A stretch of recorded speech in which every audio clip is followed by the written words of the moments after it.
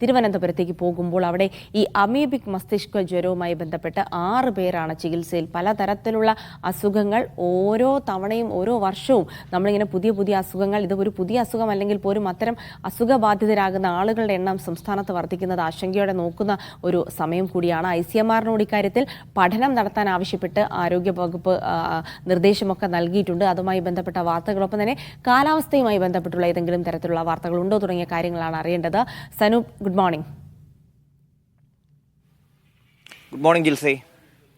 സനൂപ, ഞാൻ നേരത്തെ സൂചിപ്പിച്ചതുപോലെ തന്നെ പലതരത്തിലുള്ള അസുഖങ്ങൾ, അതിൽ ഏറ്റവും പേടിപ്പിക്കുന്നതാണ് അമീബിക് മസ്തിഷ്ക ജ്വരം. ഇങ്ങനെ കെട്ടിക്കിടക്കുന്ന കുളങ്ങളിലൊന്നും കുളിക്കരുത് എന്നുള്ള നിർദ്ദേശമൊക്കെ നൽകിയിട്ടുണ്ടെങ്കിലും പിന്നീട് സംസ്ഥാനത്തിന്റെ വിവിധ ഭാഗങ്ങളിൽ, ആദ്യം വടക്കൻ കേരളത്തിലായിരുന്നെങ്കിൽ പിന്നീട് ഇപ്പോൾ തിരുവനന്തപുരത്ത് അടക്കം ഇത് റിപ്പോർട്ട് ചെയ്യപ്പെടുന്ന ഒരു സാഹചര്യമുണ്ട്. നിലവിലെ അവസ്ഥ എന്താണ്? ഇവരുടെ ആരോഗ്യസ്ഥിതിയുമായി ബന്ധപ്പെട്ട വിവരങ്ങളൊക്കെ ലഭിക്കുന്നുണ്ടോ? ജിൽസി പറഞ്ഞതുപോലെ പൊതുവെ കുട്ടികളിൽ മാത്രം കണ്ടുവരുന്ന അസുഖമായിരുന്നു അമീബിക് മസ്തിഷ്ക ജ്വരം. പക്ഷേ അത് മുതിർന്നവരിലേക്കും എത്തുന്നതാണ് വലിയ ആശങ്കയ്ക്ക് ഇടയാക്കിയത്. തിരുവനന്തപുരത്ത് പ്രത്യേക ജാഗ്രതാ നിർദ്ദേശം നൽകിയാണ് രോഗികളെ പരിപാലിക്കുന്നത്. മെഡിക്കൽ ബോർഡ് രൂപീകരിച്ചാണ് നിലവിലിപ്പോൾ മെഡിക്കൽ കോളേജിൽ കഴിയുന്ന 6 പേർക്ക് ചികിത്സ നൽകുന്നത്. കഴിഞ്ഞ മാസമാണ് നെയ്യാറ്റിൻകര സ്വദേശിയായിട്ടുള്ള ഒരു യുവാവ് മസ്തിഷ്ക ജ്വരം ബാധിച്ച് മരിക്കുകയും പിന്നീട് 5 പേരെ കൂടി ഇതുമായി ബന്ധപ്പെട്ട് മെഡിക്കൽ കോളേജിൽ എത്തിക്കുകയും ചെയ്തത്. പക്ഷേ 6ാമതൊരാൾക്ക് കൂടി, അതായത് ഈ പറയുന്ന മരിച്ച ആളും നെയ്യാറ്റിൻകര സ്വദേശിയായിട്ടുള്ള ആളും അതിനുശേഷം അവിടെ ഉണ്ടായിട്ടുള്ള മറ്റുള്ളവർക്ക് രോഗമുണ്ടായിട്ടുള്ള സ്ഥലത്തെ ആളല്ലാതെ തന്നെ പേരൂർക്കട സ്വദേശിയായിട്ടുള്ള ഒരു ആൾക്ക് കൂടി രോഗം സ്ഥിരീകരിച്ചത് വലിയ ഒരു പ്രശ്നമായിട്ട് ആരോഗ്യവകുപ്പ് കാണുന്നുണ്ട്. അതുകൊണ്ട് തന്നെയാണ് ഇതിൽ വിശദമായിട്ടുള്ള ഒരു പഠനം നടത്താൻ വേണ്ടി ICMR-നോട് ആവശ്യപ്പെട്ടിട്ടുള്ളത്.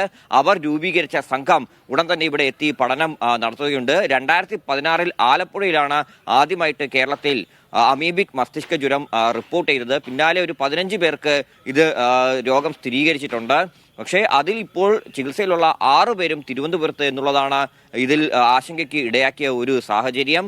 നിലവിലിപ്പോൾ ചികിത്സയിലുള്ളവരുടെ ആരോഗ്യസ്ഥിതി മെച്ചപ്പെട്ട് വരുന്നുണ്ട്. എന്നാൽ പോലും ജാഗ്രത തുടരണം. ഈ നെയ്യാറ്റിൻകര കുളത്തിൽ കുളിച്ച ഒരു 30ഓളം പേരുണ്ട്. അവരെയൊക്കെ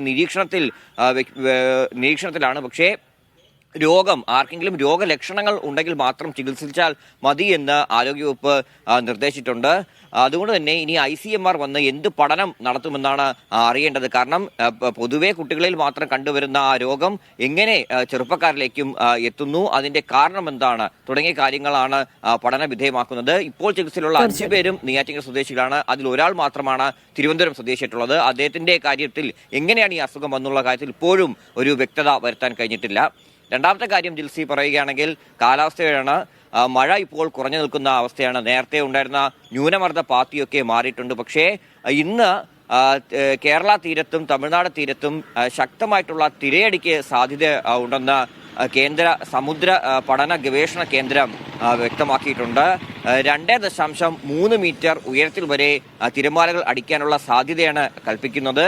അതിനോടൊപ്പം തന്നെ കള്ളക്കടൽ പ്രതിഭാസം ഉണ്ടാകാനുള്ള സാധ്യതയും ഗവേഷണ കേന്ദ്രം അറിയിപ്പായിട്ട് നൽകിയിട്ടുണ്ട്.